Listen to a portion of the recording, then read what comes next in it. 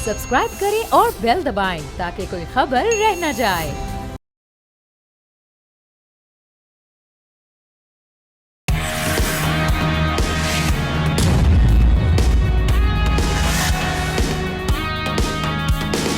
अस्सलाम वालेकुम, आप देख रहे हैं न्यूज़ पंच। मैं हूं आमना खटाना। डीजी ISPR ने आज अहम प्रेस कॉन्फ्रेंस की जिसमें सिक्योरिटी सूरत हाल और दीगर अहम उमूर पर ब्रीफिंग दी गई। उन्होंने वाज़ेह किया कि दहशतगर्दी के खिलाफ जंग पूरी कौम की मुश्तरका जंग है। डीजी ISPR ने कहा कि फितनतुल ख़वारिज और फितनतुल हिंदुस्तान का गढ़ अफ़गानिस्तान में है। तमाम दहशतगर्द तंजीमें अफ़गानिस्तान में हैं, उनकी परवरिश वहीं की जा रही है। गुज़श्ता साल नाज़रीन अक्टूबर में पाक अफ़गान सरहद पर कशीदगी हुई। पाकिस्तान बार बार अफ़गानिस्तान को समझाता है कि दहशत गर्दों को संभालें, लेकिन जब बात ना बनी तो फिर घंटों में अफ़गान पोस्टों को निशाना बनाया गया। उन्होंने 2025 को तारीख़ी और नतीजा खेज़ साल करार दिया, जहाँ रियासत और अवाम में मुकम्मल हम आहंगी रही। DG ISPR के अदाद शुमार के मुताबिक गुज़श्ता साल 75,175 इंटेलिजेंस बेस्ड ऑपरेशन किए गए। मुल्क भर में दहशतगर्दी के 5,397 वाक़यात हुए, जिनमें 3,811 सिर्फ पख्तूनख्वा में रिपोर्ट हुए हैं। पख्तूनख्वा में 27 खुदकुश हमले हुए, जबकि शुहदा की मजमूई तादाद 1200 से तजावुज़ कर गई, ये बताया जा रहा है। DG ISPR के मुताबिक दहशतगर्दी इस वक्त पाकिस्तान को दरपेश सबसे बड़ा ख़तरा है। अब हम देख रहे हैं कि जो खैबर दहशतगर्दों का मरकज़ ही किस तरीके से बना, और जो आज की जो DG ISPR की प्रेस कॉन्फ्रेंस है उसमें क्या पैगामात हैं, क्या अब इसका हल निकालने की कोशिश की जाएगी, किस तरीके से मामला आगे बढ़ेंगे। एहतशामुल हक साहब सीनियर एनालिस्ट हमें ज्वाइन कर चुके हैं, उनको वेलकम करते हैं प्रोग्राम में। उनसे खबर और तज्जिया दोनों लेते हैं। एहतशाम साहब, ख़ास तौर पे जो आज का प्रेसर था, क्योंकि अब ये देख रहे हैं कि 2026 का आगाज़ हुआ और उसमें बताया जा रहा है कि इतने ऑपरेशंस ये वाले मामलात रहे, और इसको कहा जा रहा है कि हम मुतहर्रिक हैं दहशतगर्दों के ख़िलाफ़। लेकिन हम ये देखते हैं कि 2024 से जो रिपोर्ट्स बताती हैं 34% इजाफा हुआ है 2025 में दहशतगर्दी के वाक़यात में। सो आप समझते हैं जो ऑपरेशंस किए जा रहे हैं ये सफिशेंट हैं, या वहाँ की जो हम देखते हैं कि हुकूमत को ऑन बोर्ड लेना, जो सारे मामलात हैं जहाँ पे आप देख रहे हैं कि चैलेंजेस पाए जा रहे हैं खैबर पख्तूनख्वा की अवाम, और एक हम जो उसमें गैप देख रहे हैं इदारों के दरमियान, तो आप समझते हैं कि इसको भी अब एड्रेस करना ज़रूरी हो चुका है इन मामलात को देखने के लिए? देखिए, हमने DG ISPR की प्रेस कॉन्फ्रेंस 2025 का साल काउंटर टेररिज्म के हवाले से जो इस तरह उन्होंने कहा कि लैंड मार्क और कॉन्सिक्वेंशियल ईयर रहा है, और इसमें आपने ख़ुद तफसीलात बता दी, और 80% उन्होंने कहा कि जी ये दहशतगर्दी के वाक़यात जो हैं वो आपने देखा KP में हुए। फिर उन्होंने बताया 5,400 से ज़्यादा दहशतगर्द मारे गए और 1200 के करीब हमारे लोग, हमारी एजेंसियों के और आम आदमी उसमें उनकी शहादतें हुई। देखिए, हमने एक लफ्ज़ उन्होंने यूज़ किया, बड़ा इंपॉर्टेंट है कि इस वक्त जो असल में मसला हमें दहशतगर्दी का सामना KP की साइड से है ना, वो बड़े वाज़े तौर पे एक मैसेज दे रहे हैं, बता रहे हैं कि उन्होंने लफ्ज़ यूज़ किया है पोलिटिकली कंडूसिव एनवायरनमेंट उनको दिया जा रहा है। ये लम्हा फ़िक्रिया, साथ वो कह रहे हैं कि पॉलिटिकल टेररिस्ट और क्रिमिनल नेक्सस है। एक तरफ आप देख लें कि सियासी, एक तो पहले तो आता था कि जी ये अपना क्रिमिनल और टेररिस्ट का नेक्सस है और ये वॉर इकॉनमी है, पैसा कैसे बनाना है। अब उन्होंने ये पॉलिटिकल भी बात दी है कि किस तरीके से इनडायरेक्टली, डायरेक्टली, विटिंगली, अनविटिंगली आप जिस तरह सहूलतकारी उनके साथ करते हैं या होती है दहशतगर्दों के साथ, KP की हुकूमत को एक मैसेज दे रहे हैं। मेरा ख्याल है ये बहुत इंपॉर्टेंट बात है। और इसी कॉन्टेक्स्ट में कल ही आपने देखा दोबारा सुहेल आफरीदी जो CM, उन्होंने कहा है कि जी हम किसी ऑपरेशन की इजाज़त नहीं देंगे, होनी नहीं चाहिए। तो मेरा ख्याल है ये एक जहाँ पे मरकज़ की साइड से ज़रूरी है कि वो भी रीच आउट करें, समझाएं, बताएं, समझा भी रहे हैं, बता भी रहे हैं। वो जो आपने देखा लास्ट ईयर जो प्रेस अपना जाके गंडापुर की मुलाकात कराई गई थी अपने कोर कमांडर पेशावर से, वहाँ पे बहुत सारी चीज़ें सुना तय हो गई थी कि इस हवाले से किस तरह से एनर्जी डेवलप होगी मरकज़ और सूबों की, ताकि दहशतगर्दी का ख़ात्मा हो सके। अब ये है कि एक तो मेरा ख्याल है ये अब सोचना पड़ेगा, अब जो बातें हो रही हैं कि जी वहाँ पे KP की हुकूमत को कैसे समझाया जाएगा, क्या होगा, या ये कि जिस तरह अनाउंस हम चल ही रहे हैं, देख रहे हैं कनेटिक नॉन कनेटिक ऑपरेशन तो चल ही रहे हैं, आपने तफसीलात उनकी देख ली। 206 डेली के हिसाब से रफली एवरेज जो है ना वो ऑपरेशन हो रहे हैं, जो आप इंटेलिजेंस बेस्ड ऑपरेशन जो हो रहे हैं। अब सवाल ये है कि हम ना व्हाट नेक्स्ट। एक तो उन्होंने बता दिया है कि मई की जो हजीमतनाक शिकस्त के बाद हिंदुस्तान जो बनाया बैठा है, और जो मोदी ने कहा था ना आग लगा दो पाकिस्तान में, हारने के बाद वो कहते हैं कि फितरतुल हिंदुस्तान ये काम कर रहा है। सारी ट्रेनिंग, सारा पैसा, सारे रिसोर्सेज जो उसमें दिए जाने हैं वो दिए जा रहे हैं। इसी तरह BLA, मजीद ब्रिगेड ان کو وہ جو ہے نا وہ سپورٹ کر رہے ہیں. اچھا چلیں اس کو تو کاؤنٹر کرنے کے لیے تو میرا خیال ہے جو ہماری حکومت کرتی ہے, ہماری ایجنسیز کرتی ہیں, میڈیا نے بڑا بھرپور ساتھ دیا ہے اس حوالے سے. پارلیمنٹ سیاسی جماعتیں بالکل ایک پیج پہ ہیں. مئی کی جنگ میں تو پی ٹی آئی بھی آن بورڈ تھی, لیکن اس مسئلے پہ ان کے اپنے اہداف ہیں. لیکن بار بار یہی کہا جاتا ہے اور لوگ سوال کرتے ہیں کہ اتنی دفعہ بات چیت کی گئی, کوئی فائدہ نہیں ہوا. کتنے لوگوں کو, علماء کو بھیجا گیا, کئی مرتبہ آپ نے دیکھا خواجہ آصف گئے, پی ڈی ایم 1 گورنمنٹ میں پی ڈی ایم 2 میں گئے, ساگدار صاحب گئے, چائنا کی انوالومنٹ ہوئی. کل ہی آپ دیکھ لیں جو جوائنٹ کیبنٹ کا آیا اتنا سخت جو ہم نے دیکھا, چائنا اور پاکستان کا جو آپ نے دیکھیں اسٹریٹجک ڈائلاگ ہوتا ہے, انہوں نے کہا کہ دہشت گردی ہو رہی ہے اس کو افغانستان کو روکا جائے, اس طرف نہیں جا رہے. لیکن نا سب لوگوں کو پتہ چل رہا ہے, اور انہوں نے بتایا D G I S P R نے کہ 2021 کے بعد دہشت گردی بڑھی, اور جب دوحہ ایگریمنٹ ہوا تو 3 باتیں آمنا وہ کہتے ہیں طے ہوئی تھی. پہلی تو یہ بات تھی کہ انکلوسیو گورنمنٹ ہوگی. ابھی آپ دیکھ لیں 38% لوگ بیٹھے ہوئے ہیں, 58% وہ کہتے ہیں لوگ باہر ہیں, جس میں ازبک تاجک بھی ہیں اور جناب چیچن ہزارہ باقی لوگ ہیں, ان کو نہیں لیا گیا. اور بری حکومت 4 سال سے زیادہ ہو گیا. ایک تو یہ نہیں کی. دوسرا یہ اس میں ریٹن ایگریمنٹ میں تھا کہ جی آپ افغان سرزمین کو استعمال نہیں ہونے دیں گے, دہشت گردی کے لیے ہو رہی ہے. تیسرا تھا کہ خواتین کے حقوق کی حفاظت کی جائے گی. تینوں کام نہیں ہو رہے. اب دیکھیں آمنا, اچھی بات جو ہمارے لیے ہے بغیر لڑے جو کچھ چیزیں ہو گئی ہیں کہ دنیا میں انٹرنیشنل اوپینین بڑی تیزی کے ساتھ پاکستان کے حق میں بنی. یونائٹڈ نیشن کی 2-3 آپ نے دیکھا لگاتار رپورٹس آئی ہیں. باہر کے اخبارات جو کہہ رہے ہیں, یورپین یونین نے بھی کہا, پھر China, Russia, central Asia, Iran, ترکی, سب ان کو کہہ رہے ہیں کہ آپ کی سرزمین استعمال ہو رہی ہے. چائنا کو بڑی تکلیف ہے, بڑا غصہ ہے. میں آپ کو بتاؤں, ابھی آپ نے دیکھا تاجکستان میں کچھ 7-8 چائنیز جو ہے نا لوگوں کو مارا گیا, اور یہ لوگ جو یہاں پہ بیٹھے ہیں افغانستان میں انہوں نے مارا ان کو. تو وہ ان کو کہہ رہے ہیں اس کو آپ رکوائیں ورنہ آپ کے لیے مشکلات ہوں گی. اب تو میرا خیال ہے دنیا تو سوچے گی کیا کرنا ہے, لیکن آمنا ان کا مسئلہ ہے. میں آپ کو بار بار بتاتا ہوں کہ انہیں کوئی پریشانی نہیں ہے کہ ملک کی ترقی ہوتی, خواتین کی جمہوریت لینا دینا. ان کی وار اکانومی ہے, وہ اوپیم کیسے بیچنی ہے, کس طرح کلٹیویٹ کرنی ہے. آپ کے تیرا کے علاقہ 12,000 ایکڑ جگہ پہ وہاں دوبارہ سے کلٹیویشن شروع ہو گیا. $1 بلین کی تجارت ہے, لہٰذا وہ کبھی بھی ختم نہیں کریں گے. وار لارڈز ہیں. اب تو طالبان میں بے شمار لوگ ہیں, قطر بحرین میں ان کی محل بنے ہوئے, پیسہ وہاں پہ لگا ہوا ہے ان کے, وہ تو باز نہیں آئیں گے. پاکستان نے ایک میسیج جو ان کی پریس کانفرنس میں بڑا اہم ہے, انہوں نے کہا کہ آپ نے دیکھا کہ جس وقت ہم نے اپنا بہت منع کرنے کے باوجود اکتوبر میں ہم نے پھر ہماری یہ اسٹرائکس ہوئی تھی اور ہم نے تباہی پھیری تھی ان کے, جہاں کے کندھار میں, کابل میں, جہاں لوگ چھپے ہوئے تھے ان کو مارا. بار بار کہتے ہیں افغان حکومت کے خلاف, لوگوں کے خلاف ہمارا نہیں, ٹی ٹی اے کے نہیں, ٹی ٹی پی کو ہم نے ٹارگٹ کیا تھا. دوسرا وہ ایک اور بات کر رہے ہیں کہ اس کے بعد پھر انہوں نے کیا کیا کہ پاکستان کے بارڈر پہ حملے کیے, پھر پاکستان نے بڑا شدید جواب دیا. الٹیمیٹلی وہ کہتے ہیں ہم نے بارڈر بند کی جو آج تک بند ہے, تو کہتے ہیں دہشت گردی میں بہت کمی واقع ہو گئی. وہ کہتے ہیں جو مجھے لگ رہا ہے تجزیے کے طور پہ کہ یہ ہتھیار استعمال ہوتا رہے گا. اور یہ جو بات چیت کرنے کی بات ہو رہی ہے, میرا خیال ہے دیکھیں 13 رکنی ایک تجارتی کمیٹی تو بنا دی گئی ہے. 12 لوگ, 6 لوگ ادھر سے, 7 لوگ ادھر سے جائیں گے, بات چیت کریں گے. الٹیمیٹلی افغان طالبان کو آمنا یہ فیصلہ کرنا ہے کہ دہشت گردی نہیں رکوائیں گے, کوئی تجارت نہیں ہوگی, پاکستان کو اتنا نقصان نہیں جتنا ان کو نقصان ہو رہا ہے. وہ نہیں ہوگا, وہاں سے اس طرح کے ایکشن کے لیے تیار نہیں ہے. اور آخری بات, امپورٹنٹ بات جو میسیج ان کا ہے کہ جی یہ جنگ جاری رہے گی, کوئی ہم نے بات چیت نہیں کرنی. بڑا واضح طور پہ میسیج دے دیا ہے. یہ بات چیت کرنے والے جو کہتے ہیں وہ کہتے ہیں کبھی بھی ان کے ساتھ نہیں جائیں گے.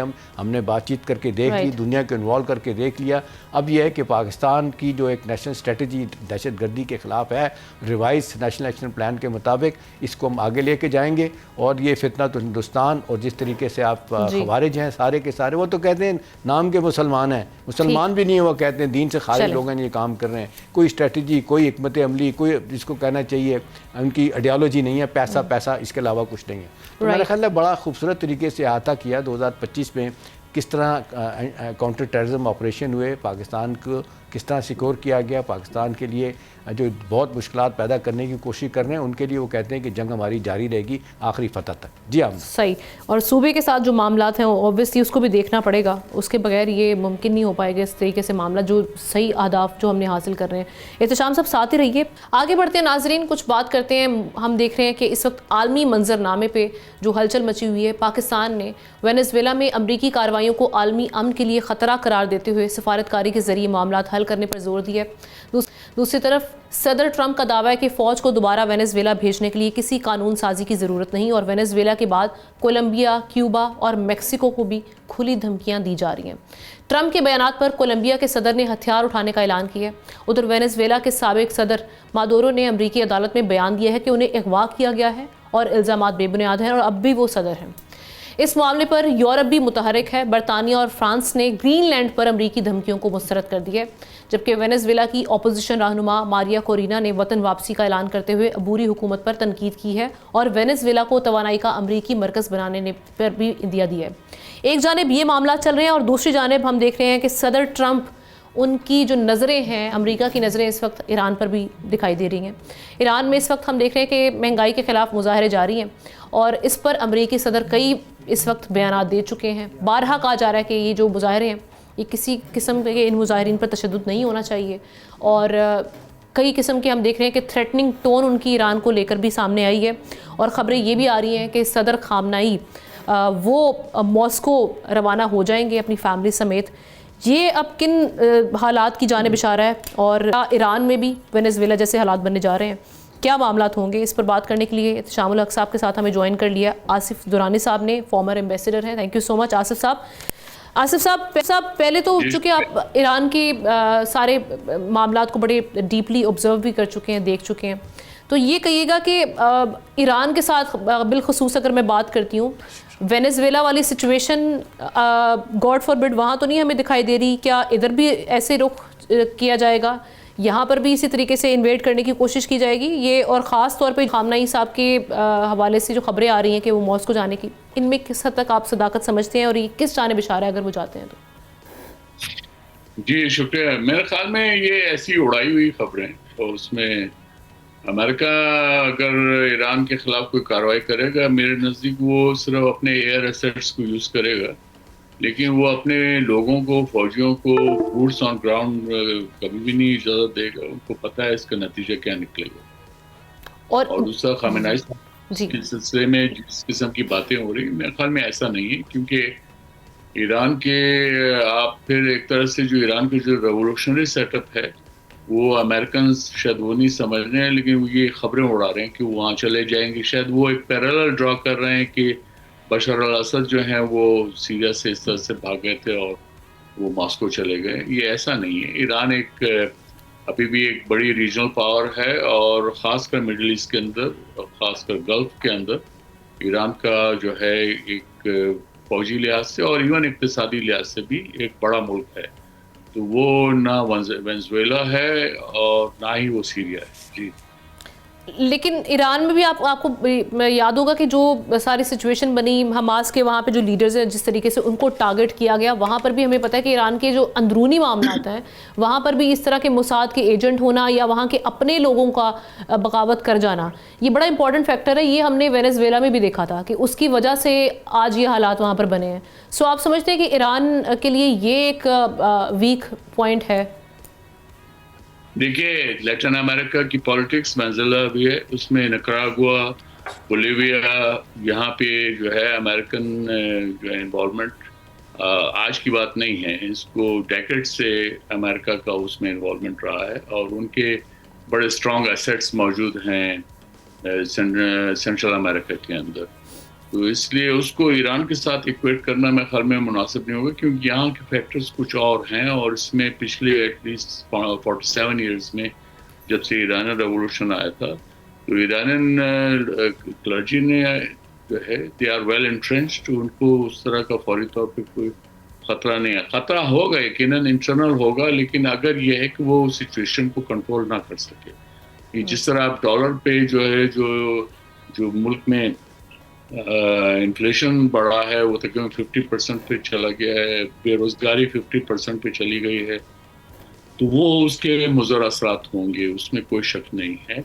لیکن اس کو وہ کس طرح سے ڈیل کرتے ہیں، آخر پہلے بھی کرائسس ہوا، اسکارف پہ جو ہے 2022 میں کرائسس ہوا تھا، 400 لوگ مر گئے تھے، خیال یہ تھا کہ جی اب بہت وہ ہو جائے گا، لیکن ایسا ہوا نہیں۔ اگرچہ یہ علیحدہ بات ہے کہ جو اسکارف ہے اب اس وقت ایران میں وہ لڑکیاں میرے خیال میں 70% خواتین اب جو ہے اسکارف نہیں اوڑھتی، اور کلرجی نے اس سے کمپرومائز کیا. تو یہ آگے پولیٹیکل کمپرومائز اگر کلرجی کر لیتی ہے تو وہ اس موجودہ جو پرابلم ہے اس پہ بھی اوور کم کر لیں گے. جی احتشام، میں آپ کی جانب دوبارہ آتی ہوں، احتشام صاحب کا بھی تجزیہ لیتے ہیں. احتشام صاحب، ایک تو صدر ٹرمپ کے پھر بار بار ایران کو لے کے اس ٹائمنگ کو دیکھتے ہوئے اس طرح کے بیانات آنا، پھر اس کا مطلب کیا نکل سکتا ہے؟ اور دوسرا یہ کہ ریجن کے انٹرسٹ کو دیکھتے ہوئے چائنا اور رشیا اگر کل کو اسرائیل یا امریکہ کچھ اس قسم کا مس ایڈوینچر ایران میں کرنے کی کوشش کرتا ہے، یہ کس حد تک شیلڈ بن سکتے ہیں ایران کے لیے؟ دیکھیں ہم نا جہاں تک ایران کا سوال ہے، ویسے تو آپ نے دیکھا کہ وہ جو ایک میسیج دیا گیا ہے امریکن کی طرف سے، وہ اسپیشلی جو ان کی نیو نیشنل سیکورٹی جو ایک انہوں نے ایک نیریٹو بنایا ہے اور ایک جو اسٹریٹجی بنائی ہے، اس میں تو انہوں نے بڑا واضح طور پہ کہہ دیا ہے. خاص طور پہ انہوں نے کہا ہے کہ جی ویسٹرن ہیمسفیئر میں ہم کوئی اپوزیشن نہیں برداشت کریں گے، کوئی ہم لیفٹسٹ گورنمنٹ نہیں برداشت کریں گے، رجیم چینج کروانا پڑے، حملہ کرنا پڑے، بڑا واضح طور پہ انہوں نے کہہ دیا کہ ہم کریں گے. اب سوال ہے، بڑا اچھے طریقے سے وضاحت کی آصف درانی صاحب نے بھی جو اس وقت ایران کی صورتحال ہے، لیکن میں آمنا تھوڑا سا ڈیفرنٹ طریقے سے دیکھ رہا ہوں. دیکھیں ایک بہت بڑا حملہ کیا گیا، ایران کو بڑا کمزور کیا گیا، ایٹمی ان کے پلانٹس کو جس طرح تباہ کیا گیا. اب صورتحال جو ہے نا وہ اندر سے خراب ہو گئی ہے. اب مجھے بتائیں، ایران رشیا سے تو زیادہ طاقتور نہیں ہے نا. بالکل. رشیا جو آپ دیکھ لیں، آپ جب یونیپولر ورلڈ تھی اور اس وقت بائی پولر ورلڈ تھی، وہاں پہ دو طاقتیں تھیں، امریکہ اور روس کی. آپ دیکھ لیں جب اکانومی کمزور ہوئی، لوگوں کو جب لائن میں لگ کر روز ڈب روٹی لینا پڑی، وہاں سے انقلاب آیا، اس کو سی آئی نے استعمال کیا، اور گارباچوف جو صدر تھے ڈائریکٹلی انڈائریکٹلی وٹنگلی ان وٹنگلی وہ استعمال ہوئے. یہی صورتحال اس وقت یہاں پہ بن گئی ہے. آپ دیکھ لیں 45 سال سے آپ نے دیکھا بہت سارا کچھ ایران نے برداشت کیا، رجیم چینج کی باتیں وہ امریکن نہیں کر سکے، بہت کچھ ہوا، لیکن صورتحال اب اکانومی آمنا ان کی اتنی بری ہو گئی ہے کہ شاید دنیا میں نہیں ہے. اس وقت حالات اتنے کنڈوسیو ہیں وہاں پہ تبدیلی لانے کے لیے، اب فیول کرنے کے لیے، کوئی نہ بھی ہو ان کو نقصان پہنچانے کے لیے. تو اس کا کسی طور پہ بھی فائدہ بغیر لڑائی کے بھی جو ہے نا امریکن اپنے اہداف حاصل کر سکتے ہیں، کیونکہ بڑے برے طریقے سے جو ہے نا وہ اس وقت ایرانی اپنی اکنامک کنڈیشن میں پھنس گئے. بھلے ملیٹریلی شاید کوئی تھوڑا بہت مقابلہ کر سکیں، لیکن امریکہ کا مقابلہ تو آمنا مجھے یہ کہنے میں کوئی عار نہیں ہے، سیدھی بات کرنی چاہیے، کوئی بھی ان کے سامنے کھڑا ہو سکتا. اور یہ تو آپ دیکھ لیں، درانی صاحب مجھ سے زیادہ جانتے ہیں کہ دنیا کے جتنے ڈیفنس کے ادارے بڑے بڑے، چاہے وہ آپ دیکھ لیں سویڈن میں بیٹھے ہیں لوگ، امریکہ میں بیٹھے ہیں، آسٹریلیا، انگلینڈ میں، کہ امریکہ اور رشیا دونوں اپنا چائنا اور رشیا مل کے اگر فرض کریں لڑائی ہوتی ہے تو دونوں امریکہ کا مقابلہ نہیں کر سکتے ملیٹریلی. آصف صاحب سے میں ایک لاسٹ ایک لوں گی. آصف صاحب، یہ کیوبا، کولمبیا اور جو میکسیکو ہے، یہ یہاں پہ بھی آپ کو کچھ ایسی حالات وینیزویلا والے ہی نظر آ رہے ہیں کہ جو سیٹ کیے گئے ٹارگٹ امریکہ اس کو اچیو بھی کرے گا، یا پھر بند باندھا جائے گا امریکہ کے سامنے کوئی ویسٹ سے کچھ گلوبلی کچھ ایسا، جیسے کہ گرین لینڈ کو لے کر اس وقت بیانات آ رہے ہیں. اگر یہ نہیں کیا جائے گا تو پریسیڈنٹ بڑی غلط قسم کی سیٹ ہو رہی ہے، اور پھر تو آپ دنیا امریکہ جس کو چاہے کیپچر کرنا وہاں پہ وہ کیپچر کر لے گا بآسانی. میں آئی اسٹل مینٹین امریکہ کے لیے بڑا مشکل ہوگا، اور لیٹن امریکہ کی اپنی ہسٹری ہے. کیوبا کی انہوں نے بہت ہمیشہ کوشش کی، لیکن کیوبنس بہرحال انہوں نے وہ اس طرح کا سسٹم رکھا ہے کہ جہاں پہ کیوبنس وہ ہیلڈ ٹوگیدر. پہلے کاسٹرو تھا، اب جو ڈسپنسیشن ہے بہرحال انہوں نے مینٹین رکھا ہے. اسی طرح امریکہ کو ریزسٹنس لیٹن امریکہ میں رہی ہے، ڈسپائٹ دا فیکٹ کہ مونرو ڈاکٹرن جو ہے پچھلے 150 سال سے وہاں پہ سرگرم عمل ہے، اور وہ کہتے ہیں کہ یہ ہمارے ایریا آف انفلوئنس ہے، لیکن اس کے باوجود وہاں پہ آپ دیکھ رہے ہیں کہ وہاں پرو اینڈ اینٹی امریکہ فیلنگس پائی جاتی ہیں. اور یہی وجہ ہے کہ جب ایون کولڈ وار میں بھی لیٹن امریکہ ایک سور پوائنٹ رہا ہے امریکہ کے لیے. جہاں تک یہ باقیوں کو، اب ایران کو یہ اس طرح سے خیال نکال سکے، میرے خیال میں آئی اسٹل مینٹین ایران کے ساتھ ایک ڈفرنٹ بال گیم ہوگا. اور ایران اپنے ہی وزن سے اگر کولیپس کر جائے وہ ایک علیحدہ بات ہے، لیکن امریکنز اپنے جو ہیں، میں پھر مینٹین کروں گا کہ وہ they will not commit boots on the ground، کبھی بھی نہیں کریں گے. اور انہوں نے جس طرح سے یہ ان کی 3 نیوکلیر فیسلٹیز کو بام کیا، اس کے مطلب تو نہیں ہے کہ ایران کی جو کیپیبلٹی وہ ختم ہو گئی. ایران کے پاس کیپیبلٹی ہے، یہ تو ان کا انٹینشن ہے کہ وہ کب چینج کرتے ہیں اور وہ دے بیکم نیوکلیر. اس وقت امریکہ کیا کرے گا؟ اور تیسری بات یہ ہے کہ وہ چائنا کے ساتھ کمپیٹ نہیں کر سکتا. Gone are the days. اور یہ رشیا چائنا ٹوگیدر کی بات نہیں ہے, اس وقت چائنا از فار اہیڈ اور this is what is the support point for the American. Durrani sahab, یہ رجیم چینج والا معاملہ تو پریزیڈنٹ بش کے زمانے سے چل رہا تھا, وہ نہیں کر سکے, تو اب تو رپورٹس, ایک اور واشنگٹن پوسٹ اور باقی رپورٹ یہ بتا رہی ہے کہ اب نے صدر صاحب نے انڈائریکٹلی یہ اندیا دے دیا پریزیڈنٹ ٹرمپ نے کہ ہم رجیم چینج جو ہے نا وہ اس طرح نہیں کروائیں گے, ہم اپنے اہداف کو without having boots on ground, ہم نے جو کام یہاں پہ اس طرح کیا ہے نا یہ کام کریں گے, طیارے بھیجیں گے, بندوں کو اٹھوا کے لے جائیں گے اور رجیم چینج آٹومیٹکلی ہوگا. وہ یہ طریقہ ڈھونڈ لیا انہوں نے. جی جی احتشام صاحب وہ کبھی بھی نہیں کریں گے, میں آئی کین اشور یو, کیونکہ یہ ایران از اے ڈفرنٹ بال گیم, اور اس لیے وہ وینزویلا کو آپ ایران کے ساتھ کمپیئر نہیں کر سکتے. ٹھیک, بالکل ٹھیک, رائٹ. تھینک یو سو مچ آصف درانی صاحب, احتشام صاحب, دونوں کا شکریہ ادا کی جانب بڑھتے ہیں. بریک کے بعد ایک اور سٹوری اس پر ڈسکس کریں گے.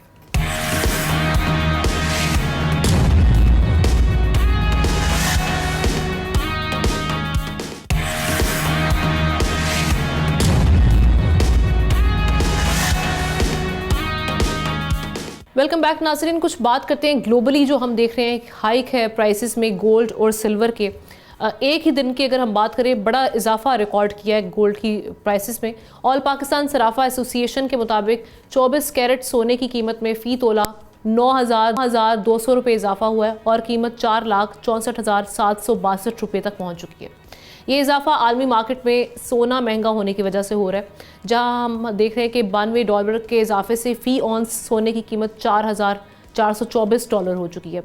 10 گرام گولڈ 3,98,458 روپے, جبکہ سلور کی اگر ہم بات کرتے ہیں 267 روپے اضافے سے 8,023 روپے فی تولہ ہو چکی ہے. اس کی پروڈکشن بھی جانتے ہیں کس طریقے سے کیا وجوہات ہیں پرائمری ہیں جو ہم دیکھ رہے ہیں گولڈ اینڈ سلور کی پرائسز کے پیچھے, اور کس حد تک یہ سسٹینیبل ہے یہ جو موجودہ ساری صورتحال ہے. اس پر بات کرنے کے لیے چودھری اکمل صاحب نے ہمیں جوائن کی ہے, economy expert. Thank you so much Chaudhry sahab. سب سے پہلے تو آپ کی آؤٹ لک کیا ہے, منظرنامہ آپ کس طریقے سے دیکھ رہے ہیں آگے گولڈ کے حوالے سے اور سلور کی پرائسز کے حوالے سے؟ دیکھیں, گولڈ ہو یا سلور ہو, بیسیکلی بات ہے انویسٹر کی. انویسٹر جب بھی انویسٹمنٹ کا سوچتا ہے نا تو اس کا پرائمری جو ٹارگیٹ ہوتا ہے وہ پروفٹ ارننگ ہوتا ہے, اور اس سے بھی پہلے جو اس کا ٹارگیٹ ہوتا ہے وہ ہوتا ہے اس کا جو سرمایہ لگایا گیا ہے وہ سیکیور ہو, تو یہ اس سے پہلے کا ٹارگیٹ ہوتا ہے. تو جب یہ سیکیورٹی سرمایہ کی پروفٹ ارننگ سے زیادہ اس کے لیے اہمیت اختیار کر جاتی ہے تو پھر جو ہے وہ اس طرح کے جو سینز ہیں وہ دیکھنے کو آتے ہیں. اب اس وقت پوزیشن یہ ہے کہ جو انویسٹرز ہیں وہ پروفیٹیبلٹی یا ییلڈ سے زیادہ پریفر اس چیز کو کر رہے ہیں کہ ان کا جو انویسٹمنٹ ہے وہ سیکیور رہے. اسی لیے جو ہے وہ گولڈ کی اور سلور کی پرائسز میں جو ہے نا ہم ہائیک کو وٹنس کر رہے ہیں. تو پرائمری جو ریزن ہے وہ یہ ہے, اور وہ اس ہو کیوں رہی ہے کیونکہ جو ہے وہ جو انویسٹمنٹ کی جو اپرچونٹی ہے امریکہ کی اگر میں بات کروں تو وہاں پہ انٹرسٹ ریٹ آپ دیکھیں وہ نیچے آ رہے ہیں مسلسل. دوسرا جو ہے وہ گلوبل جو انسرٹینٹی ہے, اب ایک مرتبہ پھر ایک نیا ایپیسوڈ جو ہے وہ شروع ہو گیا ہے وینزویلا اور باقی معاملات, جی وینزویلا کا, اور پھر اس کے ساتھ آگے ایران کے ساتھ بھی مزید یہ چیزیں, کولمبیا اور دیگر ممالک بھی اس میں بڑھتے, ان کا جو ہے نا انوالومنٹ بڑھتا ہوا دکھائی دے رہا ہے. دوسری طرف چین تائیوان کا جو ہے وہ ایشو چل رہا ہے, روس یوکرین کا اور ایشو چل رہا ہے. تو یہ سارے اس طرح کی انسرٹین سچویشن ہے جو انویسٹر کو اس چیز کے اوپر مجبور کرتی ہے کہ وہ اپنا انویسٹمنٹ جو ہے وہ ایک سیف ہیون میں لگائے, تاکہ اس کی جو اگر وہ ڈالر میں انویسٹ کرے گا یا کسی اور کرنسی میں کرے گا تو اس کو ظاہر ہے پھر کل کو اس کی رقم ڈوبنے کا بھی خطرہ ہوتا ہے, اس کے اوپر پابندیاں بھی لگتی ہیں اور دیگر مسائل بھی اس میں ہوتے ہیں. تو یہ دو جو پرائمری ڈرائیور ہیں. تیسرا سب سے بڑا جو ریزن ہے وہ گلوبلی ان سب ایشوز کی وجہ سے جو معیشت ہے, اکنامک جی ڈی پی, جو گلوبل جی ڈی پی جسے ہم کہتے ہیں, وہ بھی بتدریج جو ہے وہ نیچے کی طرف آ رہا ہے. تو اس کی وجہ سے بھی جو ہے وہ انویسٹر جو ہے وہ زیادہ کوشش یہی کر رہے ہیں کہ گولڈ میں انویسٹ کیا جائے. پاکستان کی اگر میں بات کروں تو پاکستان میں آپ اسٹاک مارکیٹ جو ہے نا اٹ واز ایکسپیکٹڈ کہ جو ہے نا یہ 2 لاکھ کا جو انڈیکس ہے 100 انڈیکس بائی دسمبر جو ہے یہ کراس کر جائے گی, اور یہی ایکسپیکٹ کیا جا رہا تھا گولڈ پرائسز کے حوالے سے کہ یہ تقریباً $4,000 پر آؤنس تک پہنچیں گی. جولائی اگست کی بات میں کر رہا ہوں. لیکن تھوڑا سا ریورس ہوا اس سے, اور گولڈ زیادہ ہائیک کر گیا, اور نتیجتاً ہماری جو ہے وہ جو اسٹاک مارکیٹ ہے وہ نیچے رہ گئی. اچھا اس سے زیادہ امپورٹنٹ یہ ہے آپ کے ناظرین کو بتانا کہ گولڈ سے زیادہ اس سال میں سلور کی اماؤنٹ میں اضافہ زیادہ وٹنس کیا گیا. 157% کا اضافہ ہوا ہے. یہ تو 25 کی بات ہے نا, 26 میں بھی ابھی آپ کو لگتا ہے کہ بریک تو نہیں لگے گی یا پھر آگے جائے گی سلور کی پرائسز بھی؟ نہیں دیکھیں, اکانومی کے جو حالات ہیں نا اس وقت, جو گلوبل پوزیشن نظر آ رہی ہے اس میں لگ نہیں رہا ہے کہ جو ہے نا اس میں کوئی کمی آئے گی, بلکہ سلور کی جو ہے نا اس میں زیادہ تھوڑی سی انویسٹمنٹ لوگ کریں گے, کیونکہ گولڈ نے ایک الٹیمیٹ پیک جو ہے وہ اچیو کر لیا ہے. اب اس میں ہو سکتا ہے کہ اس کے بڑھنے میں 4500 پر آؤنس کے بعد جو ہے وہ بڑھنے کی رفتار میں شاید جو ہے وہ تھوڑی سی کمی ہو جائے. لیکن دوسری طرف جو سلور ہے اس کے بارے میں بہرحال جو اس وقت اس کا ریٹ تقریباً $77 پر آؤنس ہے آج کی ڈیٹ میں. ایک سال پہلے تقریباً یہ تھا 44 کے قریب. تو اب یہ جو ہے نا اس میں پریڈکٹ کیا جا رہا ہے کہ it will cross 100 in next 6 months. تو زیادہ لوگوں کا فوکس جو ہے نا وہ گولڈ سے ہٹ کے سلور کی طرف بھی ہو رہا ہے. لیکن ایک چیز سلور کے معاملے میں ہم دیکھ رہے ہیں کیونکہ گلوبلی مارکیٹس کیسے چل رہی ہیں, چائنا ایکسپورٹ پر اس پہ پابندی کی وہ ارادہ رکھتا ہے اور وہ کہہ رہا ہے جی کیونکہ سولر میں یا آپ کی جو الیکٹرک کارز ہیں اس کی مینوفیکچرنگ میں سلور کا بڑا رول ہے.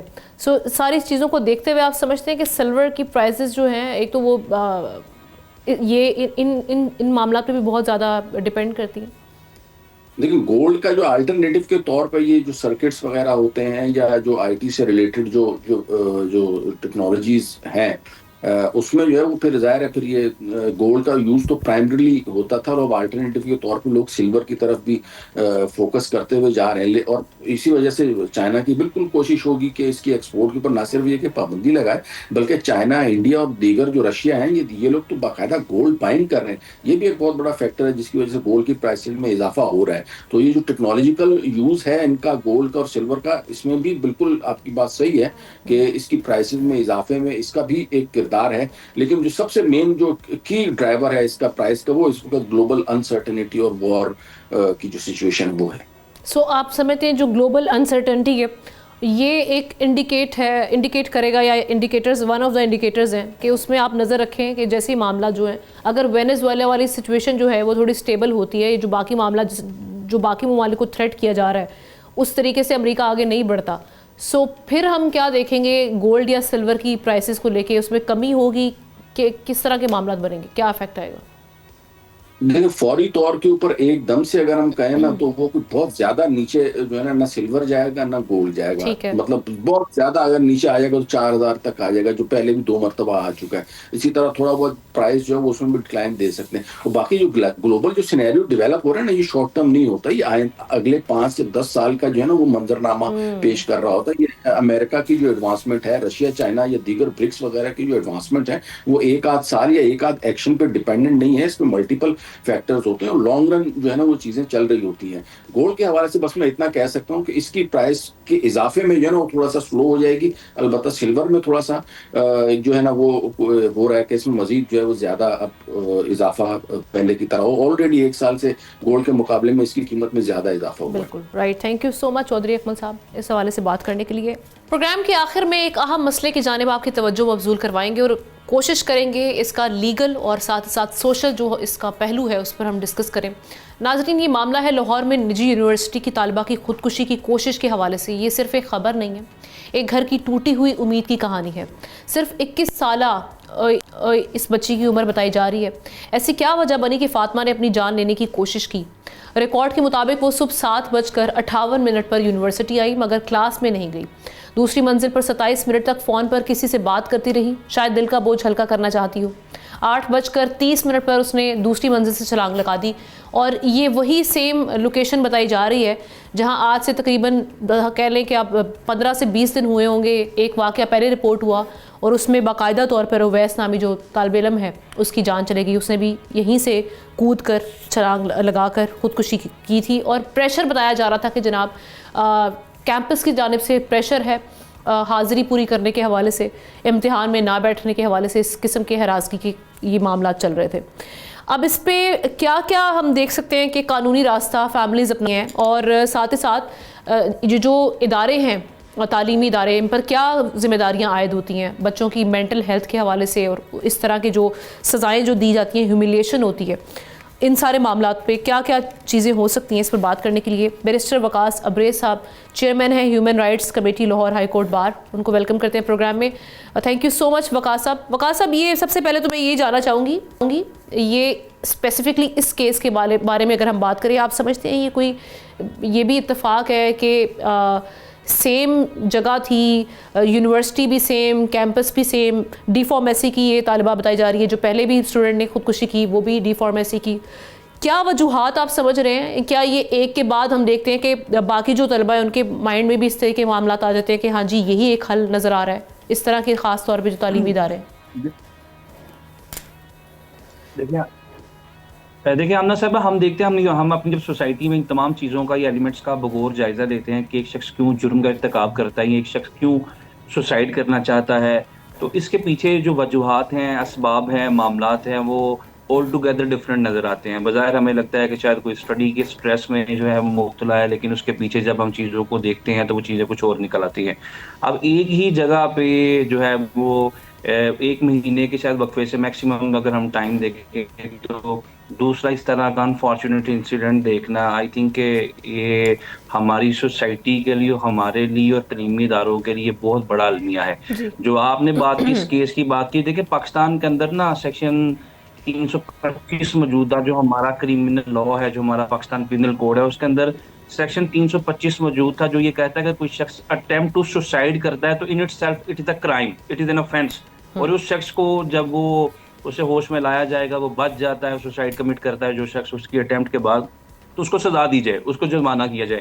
لیکن 2022 کے اندر پریزیڈنشل ایک آرڈیننس آیا اور اس قانون کو ہی ختم کر دیا گیا. سیکشن 325 جو پاکستان پینل کوڈ سے پونے 200 سال سے چلتا آ رہا تھا، 2022 میں ختم کر دیا گیا اور کہا گیا کہ یہ جرم نہیں ہے، بلکہ اس شخص کا مینٹل ہیلتھ کو آبزرو کرنا، نفسیاتی طور پہ اس شخص کا بغور جائزہ لے کر، this would be the responsibility of the state. Law enforcing agencies اور جن اداروں کے اندر یا جس انسٹیٹیوشن کے اندر وہ پڑھتا ہے یا کام کرتا ہے، اس کی یہ ذمہ داری ہے اس چیز کا تعین کرنا. کیونکہ ہماری سوسائٹی کے اندر جو ابھی ریسنٹ رپورٹ سامنے صاحب ہم دیکھتے ہیں، ان کے اندر کوئی 7.5-8 کروڑ جو ہے وہ لوگ جو ہے مینٹل ہیلتھ کا شکار ہے. ہماری سوسائٹی کے اندر، ہماری کچہری لائف کے اندر جو کیسز بڑھتے جا رہے ہیں، اس کی سب سے بڑی وجہ یہ ہے کہ مینٹلی طور پہ ہم لوگ ڈپریسڈ ہیں. اینگر مینجمنٹ کے لیے، کاؤنسلنگ کے لیے پراپر انسٹیٹیوشنز نہیں. اور تعلیمی اداروں کے اندر یہ جو مور اسپیسیفکلی اگر ہم اس طرح کے کیسز کی بات کریں، ایک ادارے کے اندر دوسرا انسیڈنٹ ہوا اور کاؤنسلنگ کرنا یہ ادارے کی بنیادی ذمہ داری ہے. جہاں پہ ریاست کا کام ہے عزت آبرو مال جان کا تحفظ کرنا، رائٹ ٹو لائف کو انشور کرنا، آرٹیکل 9 کے تحت ایک بنیادی رائٹ کی گارنٹی کے طور پہ، وہاں پہ تعلیمی ادارے کا بھی یہ کام ہے کہ اگر بارہا یہ معاملات پیش آ رہے ہیں تو ادارے کے اندر کیا کاؤنسلنگ کا کوئی پراپر سیٹ اپ موجود نہیں ہے. ایسے طلباء جو فرسٹریٹڈ ہیں، جو یہ تو obvious ہوگی بات، یہ جو ایک کے بعد دوسرا 20 سے 21 دن کا وقفہ بھی نہیں آیا اور یہ واقعہ ہونا، تو یہ تو صاف بتا رہا ہے کہ ادارے کے اندر کاؤنسلنگ والا یا مینٹل ہیلتھ پروٹیکشن کے حوالے سے کوئی ایسی لاز موجود نہیں ہے، کوئی ایسی فیسلٹی موجود نہیں ہے. یہ جو ساری سچویشن یہ پروو ہو جاتی ہے اس میں یونیورسٹی، کیونکہ ابھی تو obviously اس پہ فائنڈنگز آئیں گی، رپورٹ آئے گی، اس کے بعد پتہ چلے گا جی کس حد تک رول تھا. کیونکہ یہ بھی کہا جا رہا ہے پولیس کے حوالے سے کہ بچی 30 منٹ پہلے بات کرتی تھی فون پہ، وہ وہاں سے بھی پتہ چلے گا کہ کس سے بات ہو رہی تھی، کیا معاملات بچی کے چل رہے تھے. سو اگر یہ پروو ہو جاتا ہے کہ یونیورسٹی کا دباؤ بہت حد تک تھا، یہ فیکٹر زیادہ انوالو تھا، تو اس یونیورسٹی کے اگینسٹ جو فیملیز ہیں متاثرہ، وہ کیا چارجز، ایسے کون سے قوانین ہیں، کون سا راستہ قانونی اختیار کر سکتی ہیں، کیا چارجز لگ سکتے ہیں؟ اگر یونیورسٹی کے پارٹ پہ بھی کوئی لکونہ موجود ہے، کوئی کجی ہے، کوئی نقص ہے، تو وہ میکسیمم کیا ہو سکتا ہے؟ اگر ایک بچی لیٹ سے for the sake of argument وہ پڑھائی کے سسٹم سے یا سیمیسٹر سسٹم سے متاثر ہے، تو یہ تو ایک انڈیویجول اس کا ایکٹ ہے. اگر اس نے محنت کرنی ہے تو اسے ڈگری دی جائے گی یا نمبرز دی جائے. دوسری چیز یہ کہ اگر اسے ہراسمنٹ کا سامنا ہے، بار بار کوئی اسٹوڈنٹ جو ہے یونیورسٹی کے اندر سے ہراساں کرتا ہے، تو this would be their negligence and this would be the offense on the part of university. کہ اگر اس کو بارہا کمپلین کی جا رہی ہے، کوئی بچی ہے، اسے وہاں پہ ہراسمنٹ کا سامنا کرنا پڑتا ہے اور اس کے اوپر کوئی سنوائی نہیں کی جا رہی، کوئی پراپر میکانزم نہیں ملتا، تو this would be responsibility and liability of university and their management as well. اس پہ قانونی طور پہ ان کو جو ہے وہ ذمہ دار ٹھہرایا جا سکتا ہے. لیکن اگر ایک شخص کے تعلیمی معاملات ہیں، اسٹڈی کا برڈن ہے اس کے اوپر، یا اس کے پیچھے سے معاملات ہیں، گھر کے گھریلو ڈومیسٹک پرابلمس ہیں، کسی کی فیانسی کی پرابلمز ہیں، کسی کے گھر کا کوئی مسئلہ ہے، تو یہ ساری چیزیں تو یونیورسٹی یا کسی تعلیمی ادارے کے اوپر ہم نہیں ڈال سکتے، چونکہ کسی بھی شخص کی جو وکیریس لائبلٹی ہے، وکیریس رسپانسبلٹی ہے، جو ہمارے کرمنل لا کے اندر ایک کنسیپٹ رکھا گیا ہے، ہر شخص اپنے عمل کا خود جواب دہ ہے۔ اس پہ دیکھیں بجائے اس کے کہ ہم ان تمام چیزوں کو لیکن پہلے واقعے کے بعد کیا چلیں اگر ہم مان لیتے ہیں کہ اگر اس کا اپنا کوئی پرائیویٹ میٹر تھا، کوئی فیملی کی جانب سے کوئی پریشر تھا، تو اس سلسلے میں بھی پہلا جو واقعہ ہوا اسٹوڈنٹ کا اسی فلور سے جمپ کرنا اور پھر اسی طالبہ کا ہم نے دیکھنا کہ وہی اسپاٹ چوز کرنا اب سوسائڈل اٹیمپٹ کے لیے، یہ اس کے لیے کیا یونیورسٹی پہ نہیں جاتا کہ انہوں نے کیا انتظامات ایسے کر رکھے ہیں کہ کوئی بھی آئے گا وہاں پہ پریکاشنری میجرز اڈاپٹ کرنا ان کی ذمہ داری تھی؟ بالکل۔ دیکھیں ایک بڑا ہی انفارچونیٹ انسیڈنٹ ہوا، اس کے بعد دوبارہ اگر وہی کرائم اسی جگہ سے ریپیٹ ہوتا ہے، this would be the negligence of university, کہ وہاں پہ آپ پراپر میجرز کو تو انشور کریں۔ رائٹ ٹو لائف کی انشورنس کے لیے آپ نے کون سے سیفٹی میجرز کی انشورنس کے لیے وہاں پہ کام کیا؟ تو میرا نہیں خیال کہ یونیورسٹیز یا کالجز جو لاسٹ ٹائم بھی ہوا وہ بھی اکا دکا ہم میڈیا چینلز پہ دیکھتے تھے کہ جس کے اوپر بات کی گئی، لیکن انفارچونیٹلی بہت سے ایسے چینلز تھے جنہوں نے بات کرنے سے گریز کیا۔ جب بھی ہم کارپوریٹ سیکٹر کی بات کرتے ہیں، یونیورسٹی کالجز کی بات کرتے ہیں، تو بہت سے ایسے میڈیا ہاؤسز ہیں کہ جن کے پر جلتے ہیں ان چیزوں پہ بات کریں گے، لیکن آپ بات کر رہے ہیں، I do appreciate your concern in this regard, کہ ہمیں ان چیزوں کو ہائی لائٹ کرنے کی ضرورت ہے کہ ہمارا مستقبل اور ایک ہی جگہ سے ریپیٹڈلی offense ہو رہا ہے، ایک ہی جگہ سے ریپیٹڈلی اٹیمپٹس ہو رہی ہیں، تو یونیورسٹی کو بغور جائزہ لینے کی ضرورت ہے اور اس جگہ کو سیل کر دینا چاہیے تھا الٹیمیٹلی، اس فلور کو، یا وہاں پہ جہاں پہ یہ انفارچونیٹ ناخوشگوار واقعہ پیش آیا تھا۔ تو یہ ریپیٹڈ انسیڈنٹ ہوئے، اٹ مینس کہ جب ایک دفعہ ہم دیکھتے ہیں کہ کسی کی نیگلیجنس، ایک دفعہ دیکھتے ہیں کسی کی کوتاہی، ایک دفعہ دیکھتے ہیں کسی کی غلطی ہے، لیکن جب دوبارہ وہ چیز کی جاتی ہے تو وہ ایک offense بن جاتا ہے، وہ ایک جرم بن جاتا ہے، اور یونیورسٹی کی تمام مینجمنٹ کو بالکل اس بارے میں پوچھا جائے گا کہ ایک ہی جگہ سے دوسری دفعہ جو ہے اس کا انتخاب کیا گیا کہ یہاں پہ سے میں سوسائڈ کمٹ کروں گی، تو یونیورسٹی والے لوگ جو تھے وہاں پہ کھڑے تھے، یا مینجمنٹ تھی یا اسٹوڈنٹس تھے، تو آئی تھنک کہ یہ ہماری سوسائٹی کے لیے ایک بہت بڑا المیہ ہے، اور اس سے ہماری سوسائٹی کے اندر، لیکن اس سے ایک بڑی امپورٹنٹ چیز یہ کہ اکثر ہم دیکھتے ہیں کہ ہماری جو ڈبیٹ ہے آج کل سوشل میڈیا کی، وہ یہ کہ اگر ہمارا جو سسٹم ہے جس کے اندر سیمیسٹر سسٹم ہے، اس کے اندر ایک بچے پہ بہت زیادہ برڈن ہے، کورس کا برڈن ہے، اسائنمنٹس کا برڈن ہے، اگر وہ اس ضمن میں آ کے اس طرح کی دبیز حرکت کرتا ہے یا اپنی زندگی خود ختم کرنے کی کوشش کرتا ہے، تو میرے خیال میں یہ بڑا بزدلانہ اقدام ہے۔ تمام جو بچے اسٹوڈنٹ جو آپ کے ٹی وی چینل کو اس وقت دیکھ رہے ہوں گے، میں ان سے گزارش کروں گا کہ کبھی بھی کسی بھی قیمت پہ، چاہے وہ تعلیم ہو، ڈگری ہو، اپنی زندگی کو ختم کرنے کی کوشش نہ کریں۔ اصل میں یہ ایج ایسی ہے نا سینسیٹیو، اور ہم دیکھتے ہیں کہ اس ایج کے بچے ایک تو سینسیٹیو بھی ہوتے ہیں، ولنریبل ہوتے ہیں، نئے نئے یونیورسٹی میں آ رہے ہوتے ہیں، ایک نیا کلچر ہے، پھر اس کے بعد ہم دیکھ رہے ہیں کہ ایگزام بیسڈ جو ایک پریشر ان کے اوپر ڈال دیا جاتا ہے، اور اس کے بعد جو کلچر ہے، ہیوملیشن ہے، اگر حاضری کے حوالے سے کلاس میں اگر کسی بچے کو پوائنٹ آؤٹ کیا جائے، سو یہ ساری چیزیں کنٹریبیوٹ کرتی ہیں مینٹل ہیلتھ کرائسس میں، بہت زیادہ کنٹریبیوٹ کرتی ہیں، اور یہی وہ تمام ایلیمنٹس ہیں جس کا آپ نے انڈیکیشن کی، یہی وہ ایلیمنٹس ہیں جو ایک شخص کو جرم کے ارتکاب کی طرف جو ہے وہ مبذول کرتی ہیں۔ تو آئی تھنک کہ یہ تمام ایلیمنٹس ہیں، یہ وجوہات ہیں، یہ اسباب ہے جو گرانتے جاتے ہیں ہماری سوسائٹی کے اندر کسی بھی شخص کو، ایک عام سٹیزن کو یا انوسینٹ کو ایک کرمنل بنانے کے پیچھے یا ایک اوفینڈر بنانے کے پیچھے۔ تو آئی تھنک کہ ان تمام چیزوں کا جائزہ لینے کی ضرورت ہے، اور ہماری ایچ ای سی اگر سب یہ سمجھتی ہے کہ بہرحال ریپیٹڈ اوفینسز ہو رہے ہیں اور اگر وہ پڑھائی کا سٹریس ہے، تو ایچ ای سی بھی اپنی تمام پالیسیز کو ریوائز کرے۔ یہ نوجوان، یہ بچے، یہ بچیاں جو آپ بات کر رہی ہیں کہ سینسٹیو ہیں، یہ ہمارا مستقبل ہے، اور اگر ہمارا مستقبل اسی طرح تباہی و بربادی کی نظر ہوا، ٹھیک ہے، بالکل ایسے ہی، اور اس میں سب سے پہلے فیملیز کو بھی سوچنا چاہیے، ان کے اوپر بھی ایک ہم دیکھتے ہیں ذمہ داری عائد ہوتی ہے کہ وہ اپنے بچوں کے ساتھ ایک کنیکشن ایسا بنا کر رکھیں، فرینڈلی تعلق ہو جس میں ان کو کانفیڈنس میں لیا جائے، ٹرسٹ ان کے ساتھ قائم کیا جائے کہ وہ اپنی کوئی مشکلات ہیں، مسائل ہیں، وہ شیئر کر سکیں، اور ساتھ ہی ساتھ ان پر اس قسم کا کوئی پریشر نہ ڈالا جائے کہ جس میں اسے انہیں اس طرح کا انتہائی قدم اٹھانا پڑے۔ تھینک یو سو مچ وقاص ابریز صاحب اس پر بات کرنے کے لیے۔ اس کے ساتھ پروگرام کا وقت ختم ہو جاتا ہے، آپ سے انشاءاللہ کل ملاقات ہوگی۔ اللہ حافظ۔